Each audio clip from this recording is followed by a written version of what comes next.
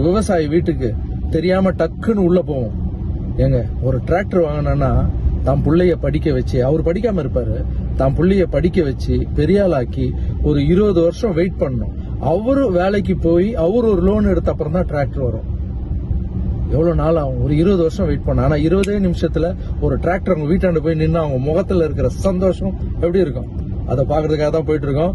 ஆனா என்ன பண்ணாலும் உடம்பு முக்கியம் இல்ல, நம்ம நல்லா இருந்தா தானே மத்ததை பார்க்க முடியும்.